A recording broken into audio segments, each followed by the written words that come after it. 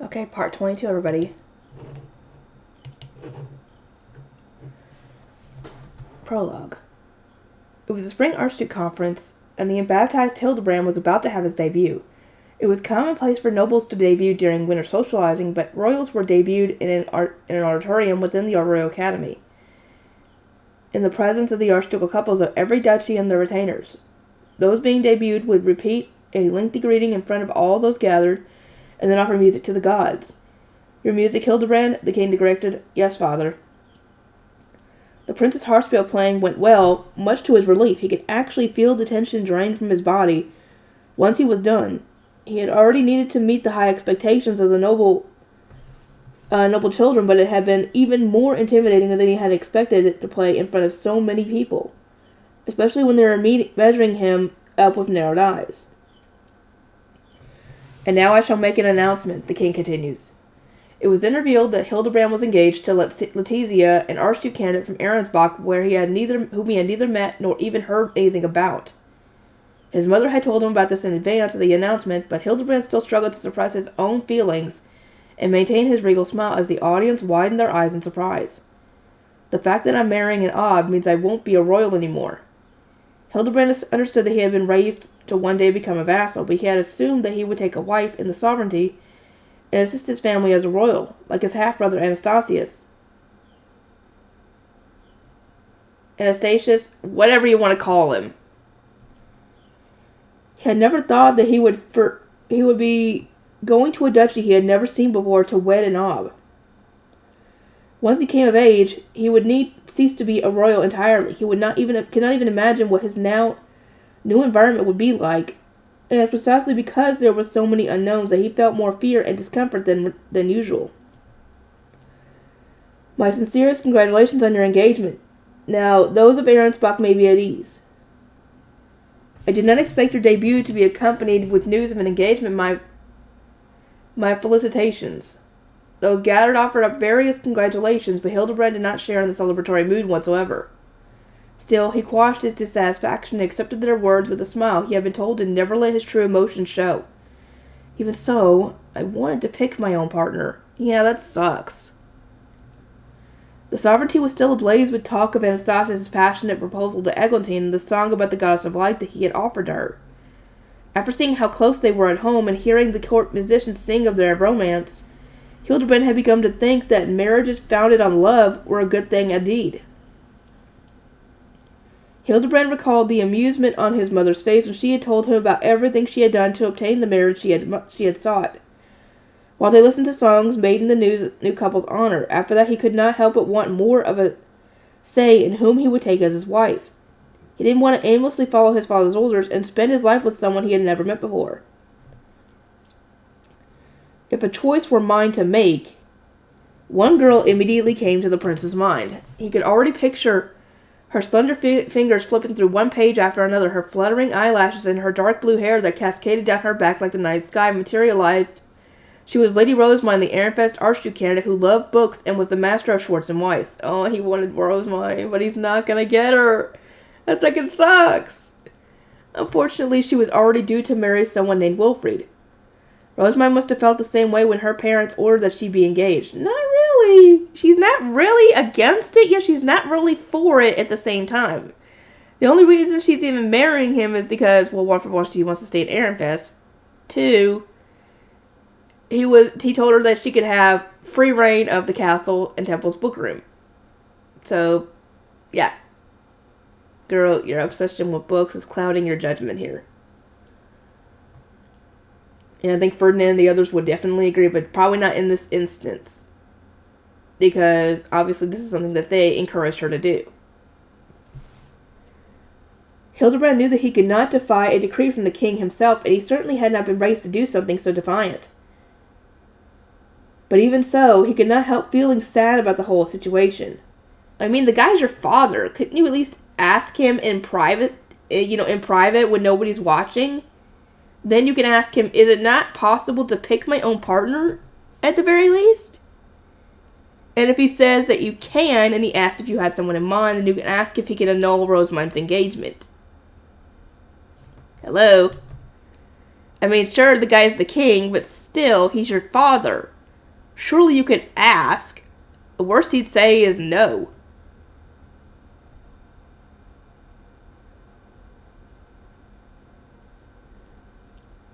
And returning to his room, the same polite smile still plastered on his face. Hildebrand was changed out of his regal socializing attire and into his regular clothes. That alone was enough to ease his anxieties, but as his smile faded, he found that it was soon replaced with a displeased frown. "I see that you are rather down, Prince Hildebrand," said Arthur, his head attendant. "However, the king has decreed it." Hildebrand glared at Arthur with eyes full of displeasure. He did not need to be reminded of what he already knew. He had been told time and time again to act as royalty should, and after maintaining a smile throughout the entire event, the least he wanted was a moment of peace. "Arthur, I will be in my hidden room for some time." "Understood. I will summon you when dinner is ready." Several days later, Hildebrand received a meeting request from Rabla, the sovereign knight commander. Hildebrand did not much want to meet with anyone, but he was in no position to refuse. The purpose of the meeting was for Rabla to pass on a message from the king. "I wish to congratulate you about your engagement, Prince Hildebrand. Your words are appreciated, Rabla. Though I can tell from the look on your face that you are less than pleased about it," the knight commander added, his lips curling into a very wry smile that caused the scar above his left cheekbone to move slightly. Rabla and Hildebrand were having their meeting in the latter's room, and the two were anything but strangers. They had known each other since Hildebrand was born. It was for these reasons that the prince's true feelings had unknowingly leaked through into his expression. Upon realizing this, he straightened up and forced the motion from his face. Smiling at the young boy's efforts to be a prophet royal, Rabla held out a small box. "A gift for our sad prince. Perhaps it will raise your spirits." Hildebrand was used to Rabla bringing him fun little toys, things that fired out a tiny projectile when opened or could only be unlocked through a very particular sequence of events. The prince beamed in response before turning to Arthur behind him, who took the box, confirmed it was not dangerous, and handed it back. "Thank you, Commander. It's no problem," Rabla replied, sounding especially casual. "I just don't want to see you so down, Prince Hildebrand." Arthur simply nodded in agreement. "Now then, may I begin?" Rabla sat up straight and conveyed the king's message. Hildebrand was to probe Rosamund for information about the Grujischite. Ferdinand of Ehrenfest had been spotted in the Royal Academy's library, and the fact that he and Rosamund had searched through the files of past librarians had convinced people there was something there. Really? Really? Y'all are fishing. Y'all are fishing for something. Lady Rosamund seized control of royal magic tools, and Lord Ferdinand is controlling her from the shadows, Rabla concluded. Yeah, right. Rosamund became their master by chance, Rabla, and she is filling them with mana out of the goodness of her heart, Hildebrand retorted. Rosamund was passionate about books, happier in the library than anywhere else, and so clearly beloved by Schwartz and Weiss. She had said that she was donating her mana so that the librarian Solange would not need to go without magic tools, and this outcome would only make it harder for her to visit the library.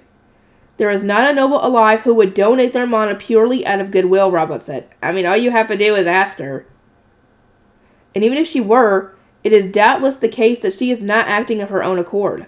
Lord Ferdinand is pulling the strings and must be treated with caution. Dude, you're very suspicious of Ferdinand for... Like I said, you're fishing. You're fishing for reasons here. Hildebrand nodded, now beginning to understand. Rosamund may have held good intentions, but they could not guarantee the same about the person guiding her every move. Children were prone to being manipulated since they were so very impressionable. That was why royals and archduke candidates have retainers by their side at all times. Due in part to Arensbach's request, we have successfully torn Lord Ferdinand away from Ehrenfest, Rabla continued. Going forward, it should become clear whether Lady Rosamund truly is acting out of compassion. Oh, yeah, you'll be able to tell that. I see, that sounds wise, Hildebrand replied, though he harbored no doubt that she was as innocent as she seemed. He knew from experience that she was interested only in books. Her golden eyes would so eagerly trace the letters before her, and she became almost oblivious to her surroundings, even when in the presence of a royal such as himself. Once they could confirm that nobody was manipulating her from the shadows, then there would be no reason to doubt her at all. We are sending an arch-noble librarian to the Royal Academy this year, Rabla said, and if Lady Rosamund relinquishes ownership of the magic tools to them without protest, then we will no longer have cause to suspect her. There is no reason for someone acting out of goodwill to contest the idea. I mean, she was okay with Hildebrand having them, but the only reason he didn't take them is because he didn't want to be called "my lady." I hope the librarian is a girl, Hildebrand muttered. He had settled for being a helper almost entirely because he didn't want to be called "milady." It would be sad if someone were forced into being addressed as a girl due to a royal decree.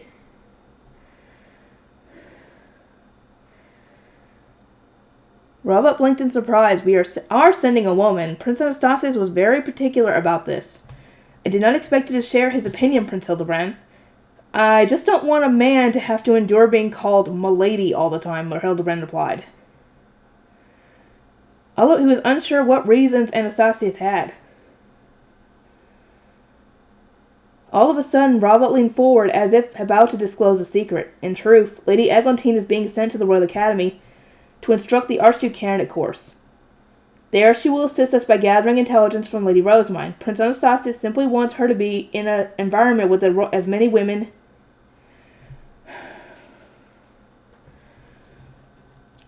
or, to be more precise, as few men as possible. You are on good terms with Lady Rosamine as well, correct? We would like you to find out what she knows about this relationship between the royal family, the library, and the so-called Forbidden Archive. I don't think she knows much at all. I mean, she came to me for more information. Plus, I won't be able to show my face at the Royal Academy until socializing season begins, so I don't think we'll see much of each other. As a third-year student, Rosamine would need to start devoting her time to a specialty course. Hildebrand still remembered the sadness he had felt when Arthur told him how different things were going to be. She may have learned more in the time since then, Robot said, and now that your engagement has been settled, you will have more freedom to move about the academy. Hildebrand was free to enter the public eye to the Royal Academy, but only because his future was now set in stone. It was not something he was particularly happy about. I should be excited that I'm getting more time with Rosamine, but now I just feel empty inside. Robot, seeing the prince hold in a defeated sigh, held out a magic tool. Prince Hildebrand, please open this when you next enter your hidden room. The message it contains is a royal secret, I'm told. The tool can only be used once, and its contents will not be repeated once you close the lid again. Take care to listen carefully.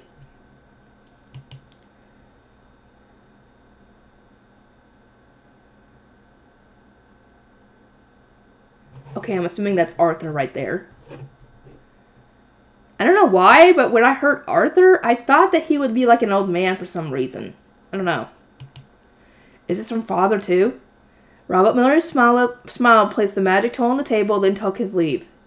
Hildebrand looked between the magic tool and the toy that Robert had given him. He wanted to postpone listening to the apparent royal secret since it was probably a lecture or some royal decree that he would rather ignore, and so he first reached for the toy. Prince Hildebrand, important matters are best heard first, Arthur said, stopping him in his tracks.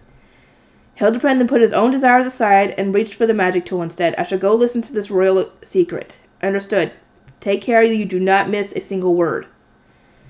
Hildebrand entered his hidden room, sat on his bench, and then touched the yellow face on the magic tool. His mana was sucked in, and a voice began to speak. This is a message to you, my prince, who is so down over his engagement. Hildebrand recoiled in shock, and the voice stopped the moment his fingers left the face stone. The person speaking was not his father, the king, it was Robert. He wondered whether he should continue listening to the message, then stilled his resolve and touched the face stone again. If you wish to avoid going to Arensbach, keep listening. If you intend to accept the king's decree, then please close the lid. Hildebrand took his hand away from the face stone again and instinctively looked around for somebody to consult with. There was no one there, of course. He was alone in his hidden room. And even if someone had been there, it was unthinkable that he could ask them about defying the king's orders and resisting his engagement. Before he knew it, Hildebrand could feel his heart racing. A quiet voice in his head told him to close the lid, but at the same time he couldn't avoid the question that he had asked himself so many times already. Do I want to accept the royal decree and go to Arensbach? I don't want to, Hildebrand said. And with those words of resolve, he touched the stone again. A royal decree can only be cancelled by another royal decree, and a king naturally cannot become an ob. You know these things, yes? Thus, if you wish to avoid going to Arensbach, then you must take the throne yourself, Prince Hildebrand. What? Dude, why are you encouraging this? And two, I'm glad that Lady Eglantine is going to be the one doing the Archduke candidate course. Okay, that's good. It's someone she actually trusts. Me? King? Hildebrand muttered. His head started to spin, but Robert's low voice continued, nonetheless urging him to become king. Search for the Grucheshite, the proof of a true king that King Charaqual does not have. He who finds it shall become the next ruler without opposition. It will even save King Charqual himself, who has suffered to no end due to not having the Grucheshite. Long ago, the king's half-brother, the second prince at the time, had been recognized as next in line for the throne. His unexpected death had caused many serious problems, and by the midway point of the third prince's feud, the Grucheshite was nowhere to be found. Hildebrand recalled his father saying on more than one occasion that had the Grucheshite not been lost, then the country would have avoided some very brutal conflicts. He had also said that if the Grucheshite were to be found, then he would no longer need to be king, despite not having been educated for the position or having the tools to carry out its duties. So if I find the Grucheshite and become the true king, I can say father and avoid going to Arensbach. If you take the throne, Prince Hildebrand, then you can nullify the royal decree and marry whomever you choose. It was a bewitching offer. Hildebrand could not only help his father, but also save both himself and Rosamund from their unwanted marriages. It was with this desire to make everyone happy that he decided to follow Roblin's advice. But at the same time, something in his heart called for him to reconsider. He was being raised as a vassal. Seeking the kingship was flying too high. Hildebrand was torn between two voices, one telling him not to seek the throne, and the other asking whether he really wanted to give up on his one chance to get the future he wanted. Should a third prince like me really be aiming to become king, Hildebrand asked, but the magic tool had no answer for him. It had already served its purpose. You look unwell, Hildebrand. Is something worrying you? Mother? Hildebrand had seldom seen his mother since being baptized and receiving his own villa. He should have been overjoyed that they were having dinner together, but he had evidently allowed the sadness he was feeling to show on his face. I wonder if she'll scold me for not being princely enough. Hildebrand tensed up, expecting the worst, but his mother's usually hard expression softened a little instead. She met his gaze and gently stroked his hair and cheeks, despite having said that she could not be soft on him anymore now that he was baptized. If something is on your mind, then please tell me. I am your mother, after all. We may not spend as much time together now that we live apart, but I think of you more than anyone. Hildebrand gazed up at his mother, at her beautiful tresses who were the same bluish silver as his own, and her red eyes which were quietly imploring him to speak. I might not be able to tell her all of what's going on, but maybe we can still talk about it a little. Hildebrand could not help but feel that his mother was urging him down the path he had chosen. After all, she had used a variety of tricky means to marry into royalty and crush the engagement that her family had attempted to force on her. Yeah, they had tried to force her to marry Ferdinand. In short, she had won her happiness and wed the man that she had set her sights on. She should understand my wish to choose the person I marry. Mother, there is something I want, something I might not even be able to get. I understand that my feelings are selfish and that anyone who finds out about them will oppose me. Is it okay for me to keep wanting it anyway? His mother's red eyes widened, then she gave a joyous laugh. Oh my, I thought you were most rich with your father's blood, but I see that you are a Dunkelfelgerian through and through. She brought Hildebrand up onto her lap and started running her fingers through his hair. Focus your efforts, build your strength, and challenge fate as many times as it takes to get what you want. Such is the Dunkelfelger way. Prince Hildebrand is not from Dunkelfelger, though, Arthur protested with a sigh. He is royalty. But still, yes, he is from Dunkelfelger. He has that blood in his veins. She silenced him with a smile and continued speaking to her son in a kind, soothing voice. Hildebrand, making one's selfish desires a reality is no easy feat. Right. First, you must grant large boons to those around you. People are far more likely to help you attain your wish if they have something to gain as well. Hildebrand continued to listen to his mother's advice. To prevent any substantial opposition, he noted, he would need to create a reality in which his needs aligned with those of others. This alone would require a wide variety of strategies. Think carefully about how to make these around you your allies, his mother continued. Learn well and obtain the strength required to succeed. Change your approach as many times as it takes. Never give up.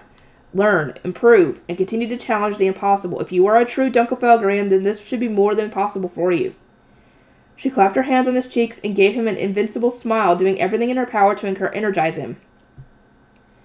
Hildebrand gave a firm nod in response. I'll do everything I can. I'll find the Grucheshite. Then I'll cancel the 2 engagements and propose to Rosamund. Oh, that would have been so cute! And I think she would have loved it because then she would have been able to get into the royal library.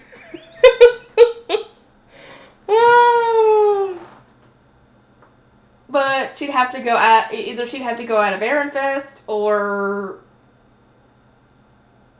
It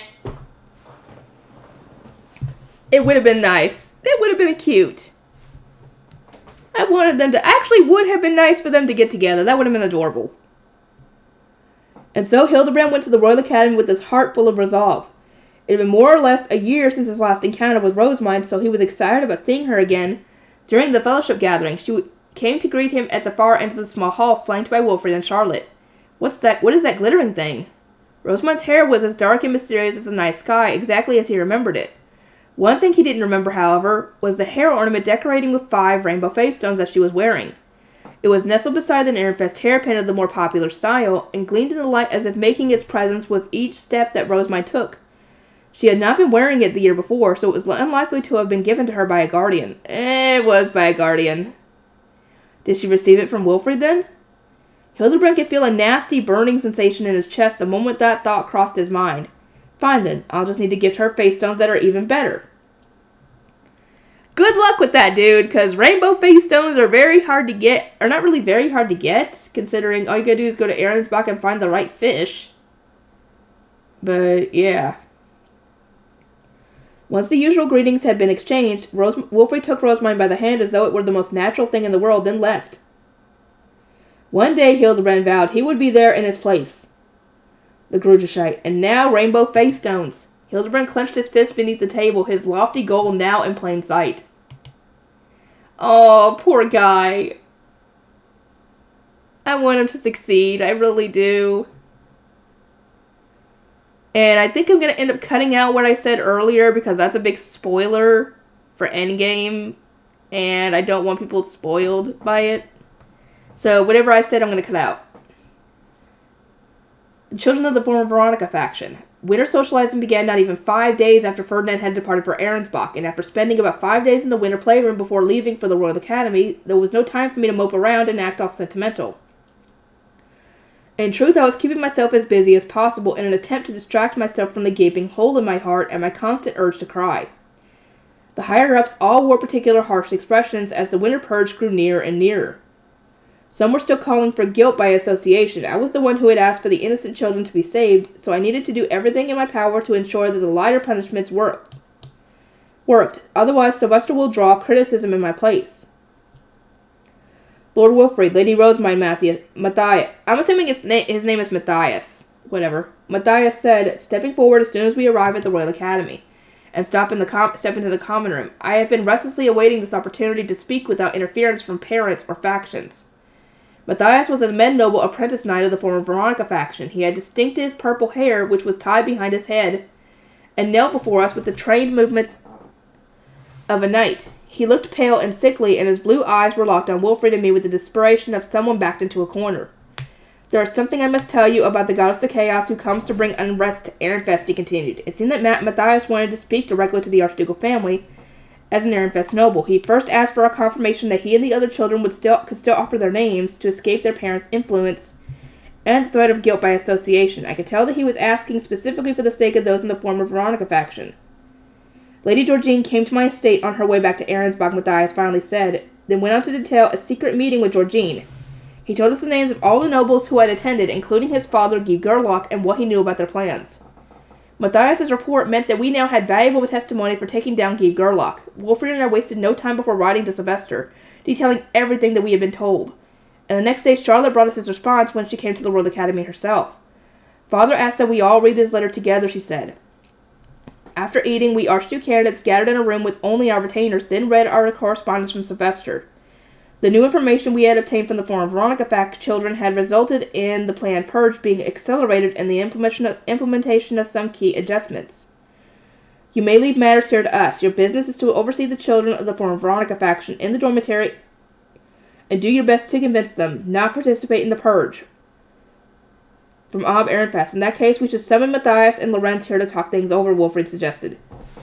Charlotte narrowed her eyes at him. Brother, that is far too dangerous. No, Charlotte, they're both on the edge of their seats waiting for us to arrive, and they even renounced their families to do what's right for Ehrenfest. Their help is going to be essential if we are to take in the children of the former Veronica faction and save as many lives as possible. I agree with Wilfrid, I said. They could have chosen to remain silent, but they came forward and gave crucial testimony. I cannot imagine that they intend to cause us any harm. We promised Charlotte that we would surround ourselves with guard knights and not let Matthias and Lorenz get too close. then summon them both to speak with us. We would discuss what we could do to make the children of the former Veronica faction more comfortable in the dormitory. First, we will get together to discuss who committed what crimes and how far the guilt by association is likely to reach. Everyone will then talk about what they should do when we are informed who is considered guilty, with the choice being whether they will give their names or be punished alongside their family. Matthias began. There may be some who do not need to give their names, depending on the severity of their family's crimes, and the punishment they are due to receive, but our aim is to prevent a mass panic when the results of the purge are reported. Following our conversation, those who have decided to be punished alongside their families can be detained and sent back to Ehrenfest, Lorenz added. Then shot Matthias a sideways glance. They must have agreed on what they were going to say in advance of our meeting. Allowing them to stay here would only put everyone else in danger. I nodded at their explanation, which prompted Matthias to soften his expression a little in an attempt to put us more at ease. To my knowledge, there are no students who know of my father's and Lady Georgine's plan, he said. My father is an exceptionally cautious man. He would not tell me any details unless I gave my name. That said, Lorenz continued, the fact that his plan remains largely unknown does not guarantee that those involved will not grow suicidally desperate. If someone were to attack an Archduke candidate, then those of us associated with the former Veronica faction would all be punished without question. That is what we need to avoid more than anything. Matthias and Lorenz had thus far served as the spiritual core of the children of the former Veronica faction, as they wanted to be responsible for convincing the others to cooperate, but Charlotte shook her head. The Awe personally requested that we Archduke candidates win them over, she said. That is our duty. I could tell from her somewhat clouded expression that she either didn't feel that they trusted her, or was just feeling on guard in general. Now, milady, you will be wise to let Matthias and Lorenz assist you, Riarda stepped forward, having been silently watching from behind me. You may not mean for it, but you cannot allow your emotions to cloud your judgment. Keeping your distance until things calm down is best for everyone's safety. Those of the former Veronica faction were going to lose their parents and other family members. There were some who might snap and do something dangerous, or who might have their tempers flare at the slightest misstep. Our goal was to save as many lives as we could by allowing the children to give their names and escape the punishments normally meted out in these situations. If some were still unhappy with that, then we ran the risk of everyone being deemed guilty by association. Nonetheless, very few nobles are willing to stray from tradition, Riarda continued, so we cannot permit ourselves to leave even a single opening. Matthias and Lorenz nodded in firm agreement, and our guard knights all straightened their backs to reinforce their determination. Each separately from the others until everything has been decided, Riarda told us. Riarda told us Archduke candidates, if we wish to serve them or save them, then you must do more than strive to win them over. The next day, once the first years had all arrived, we gathered everyone in the dormitory together. We then said what the former Veronica faction had done and explained that there were going to be a purge over the winter. Ob Ehrenfest intends to save as many lives as we can, I said, and we hope to do the same. Wolfried nodded. We have been told that we must secure your names to justify breaking from tradition, but the treatment you will receive in turn will recompense you from the great sacrifices you have made. Think well about how you intend to live your lives going forward. The children of the former Veronica faction listened quietly. Matthias and Lorenz were standing at the very front of the group so that they could intervene if anyone lost their temper and tried to throw themselves at us. I imagine that you have your own thoughts on this matter and that you will at times feel angry at us for punishing those close to you, I said. However, acting out of anger may result in many unnecessary deaths. What do you mean by that, Lady Rose? My asked Matthias. All those of the former Veronica faction were suddenly staring at me. After the purge, the baptized children in the winter playroom will be sent to a section of the castle, while those too young to have been baptized will enter the care of my retainers in the orphanage. Even the unbaptized children, came a voice. Several students were looking up at me in disbelief. They are presumably the ones with younger brothers and sisters of that age.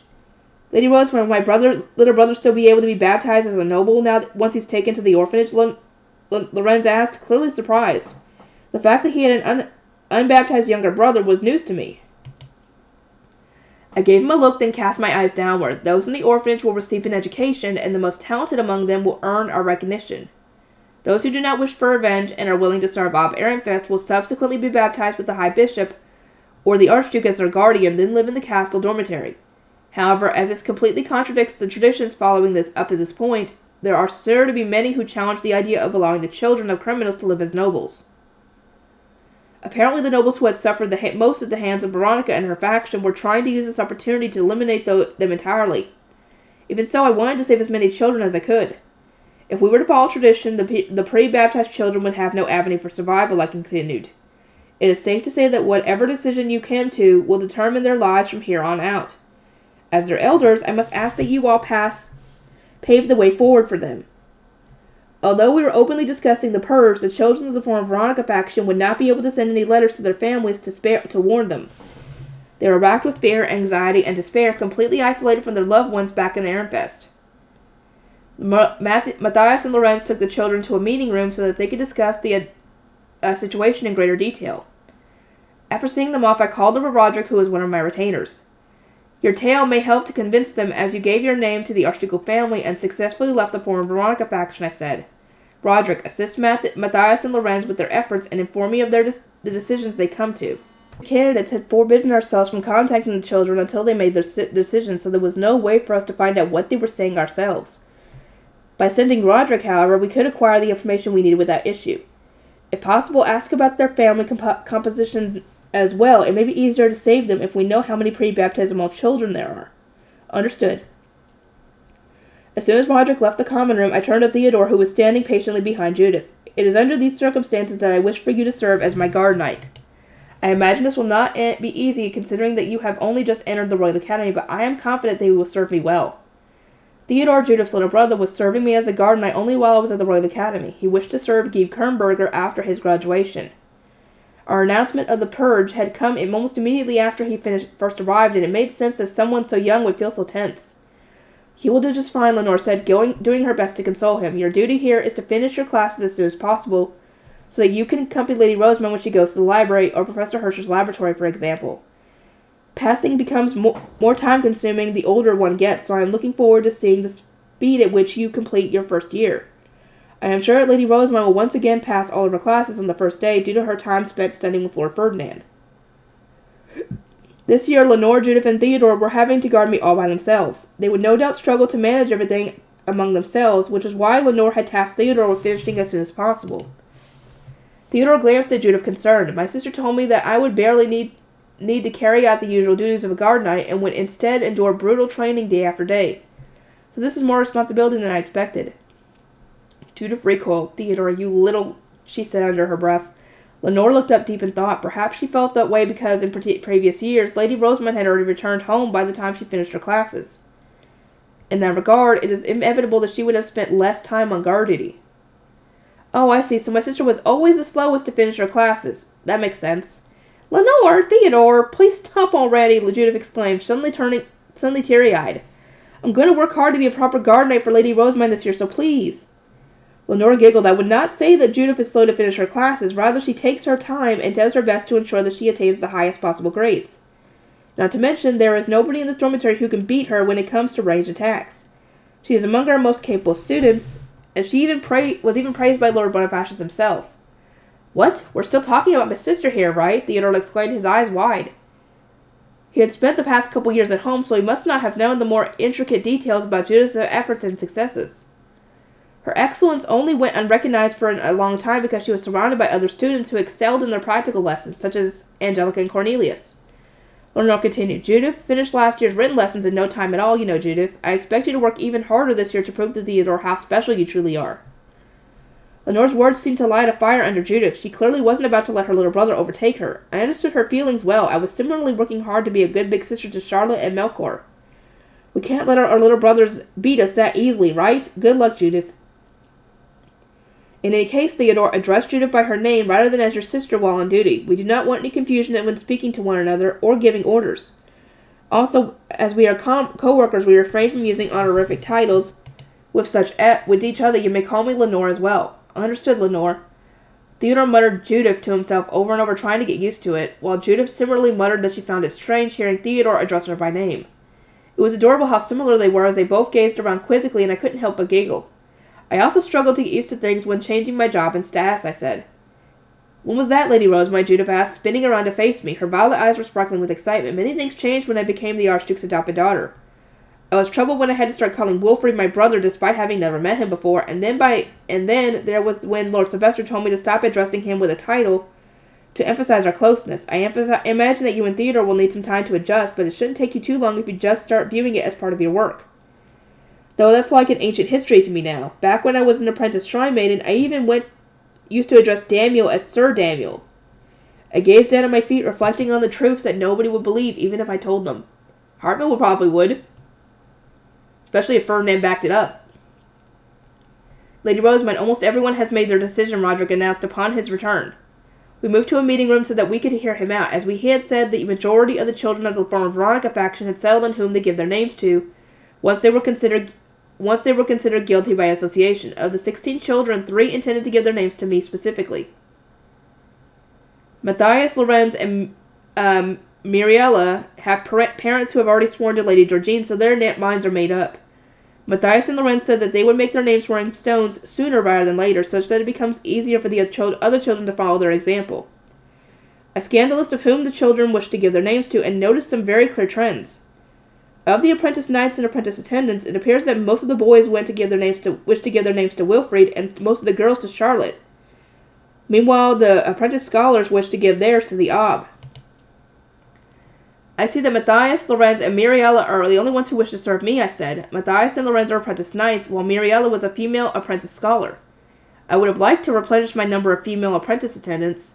Lisletta was due to graduate this year, and Brunhilde the next. Bertilda would already be attending by then, which would aid me somewhat, but I would still need 1 or 2 more apprentice attendants. Eventually, it seemed that I wasn't very popular.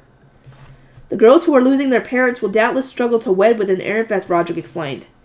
That is why they wish to be with Lady Charlotte, who has a high likelihood of marrying into another duchy. Those girls knew that they would most likely be permitted to follow Charlotte when the time came, or rather, we didn't want name-sworn retainers being left behind in Ehrenfest to begin with. Charlotte would provide them with support in whatever duchy they moved to, and they were bound to secure better partners there than in Ehrenfest, where their families were deemed criminals. Thus, it was inevitable that more female apprentice knights and attendants would want to serve Charlotte. I would think then that the apprentice scholars who would not be allowed into other duchies for fear of espionage would seek to serve me instead, so why are they all seeking to serve Wilfrid or the archducal family, I asked, confused. Because being your retainer would mean going to the temple, which is still viewed quite lowly among noble society. Plus, Hartmut is famous for being strict, so... Hartmut? Strict? Felina asked, tilting her head. Compared to Lord Ferdinand, he is kindness incarnate. He always explains himself very politely. Roger gave a half smile. He may be kinder than Lord Ferdinand, but he is just as willing to distance those whom he feels are of no use to him. Hartmut is very high in status among scholars, and they would fear earning his ire when they have lost their families and given their names. Serving me would inevitably mean going to the temple, and any scholar in my service would need to be able to work with Hartmut, who was so heavily involved in the printing industry. In short, while many do want to give their names to you, Lady Rosamund, there are too many reasons for them to hesitate, Roderick said, his lips then curled into a troubled smile. You are also of a weak constitution on top of all this. I was still weak enough that I could die at any moment, so many were afraid of giving their names to me and meeting an early demise as a result. After all, if your lord or lady died before they could return your name, then you would die with them. Not to mention, you do not participate in socializing due to the dedication ritual, and you tend to collapse partway through events, so even apprentice attendants find Washington. In the blink of an eye, Roderick's head was engulfed in water. Lisletta was wielding her staff for some reason, and we could only blink in confusion as she gave us all a bright smile. I noticed some filth around his mouth, so I took the liberty of using washing. I noticed that as well, Brunhilde said with a smile and nod. But I feel that some still remain. Roderick, you should go and give your face a thorough wash. Here, allow me to accompany you. Her amber eyes narrowed all the while. Brunhilde secured Roderick and guided him out of the room. It was all so sudden that nobody could stop them. Before we knew it, Roderick had been forcibly removed midway through his report. I gazed up at Lisletta, confused. Lisletta? Please wait a moment, Lady Rosamund. I shall pour you some fresh tea, Lisletta said with a smile, then smoothly stepped out of the room. As I looked around, I noticed Feline and Judith both sigh. Do you two know what just happened? I asked. There was a brief pause as they exchanged glances, then Lenore stepped forward. Nothing happened at all. Lisletta and Brunhilde were correct. Roderick's mouth needed to be washed. That is all. It didn't look that way to me, but I clearly shouldn't pry into this any further. I decided not to ask any more questions, and soon enough Roderick came back with Brunhilde. He looked somewhat depressed, and no cleaner than before. That should do it. Now, Roderick, you may continue your report, Brunhilde said, putting a hand on his back and urging him in front of me. He took a moment to gather himself, then stood up straight and smiled. My sincerest apologies. Allow me to continue my report. You treat me as fairly as you do all your other retainers, Lady Rosamund. If those of the former Veronica faction see you treating Matthias and Lorenz with just as much consideration, then they might feel more inclined to give their names to you. And as the two of them do not expect the other Archduke candidates to change their tune, they intend to take the initiative and give their names first. They wanted to demonstrate the fairness of which I treated my retainers to show the other children that nobody would be abused after giving their name. Muriela looks up to Lady Elvira. Her faction and familial concern means that she has not yet been able to say so, but giving her name to you will change that. She will no longer be punished for expressing her tastes, and she will get to read Lady Elvira's books sooner than most, which will motivate her immensely. That description alone allowed me to put a face to Muriela's name. She was that pink-haired girl who seemed more excited than anyone about new books being added to the dormitory's library corner. Who would wait eagerly by the shelves for a new book by Elvira, then read it so quickly that her green eyes became a blur? Dang, girl! I seem to recall her mentioning that her parents, as members of the former Veronica faction, refused to buy books written by Liesgang nobles. Muriela wanted to give her name to Lady Elvira, but as she is limited to members of the Archducal family, she chose you as the closest alternative. I cannot talk. I will ask if Mother can receive her name instead, I said. Name swearing was tremendously important, so I wanted to grant the desires of those who were cooperating as much as I could. I sent my question to Sylvester, who then returned a proposal. I could accept Muriela's name, but return it after graduating so that she could then swear herself to Elvira. Securing more scholars for the printing industry was urgent business, so his intention was for me to teach Muriela the basics as my retainer, then have her serve as Elvira's subordinate. Furthermore, Lady Rosemary wished to speak with you about Gracia. Does something happen? As a fourth-year apprentice attendant, she wants to give her name to you for protection and other reasons, but is struggling over the choice. Gracia was a shy and rather quiet girl who had apparently made her the subject of much teasing from the boys. She wanted a guardian in the Royal Academy more than anything, and after seeing that Roderick was faring well, she had decided to give her name to me too. She notices even the most minute details and exceptionally skilled at keeping her ladies' room and day-to-day affairs in order. Unfortunately, her personality means she is not very good at leading interactions with others, and she is not confident that she will manage as your retainer due to how often you are involved with top-ranking duchies and the royal family. I suppose she has a point, I said, then turned to Laisletta and Brunhilde. Brunhilde placed a contemplative hand on her cheek. We must keep in mind that Laisletta is due to graduate this year. Gracia received excellent scores as an apprentice attendant, so when Brunhilde starts attending the academy next year, perhaps we can have them complement each other with internal and external affairs.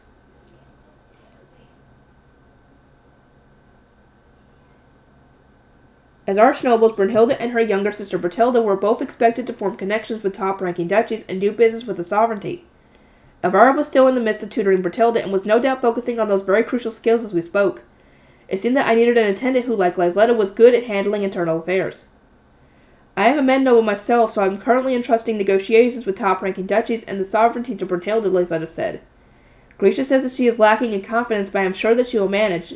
Based on what I have seen, she is more than capable of dealing with lay nobles and men nobles. Indeed, Brunhilde added, judging by her performances at tea parties and the interduchy tournament, she will do better than fine. I am also going to be here until the end of next year, so Gracia does not need to worry. She may count on me. There was a certain strength in her amber eyes. There was no avoiding the fact that I needed attendance. I elected to have Gracia focus on internal matters as my retainers and asked Roderick to pass this news on to her. The advancement ceremony and the fellowship gatherings would start tomorrow, and none of us knew when the purge would start or finish. My retainers distributed rinsham and hairpins to the other students as they had done the year before, and we all started our preparations. We couldn't allow the other duchies to find out that our dormitory was in something of a crisis. Okay, I'm going to have to end this. I'll see y'all next time.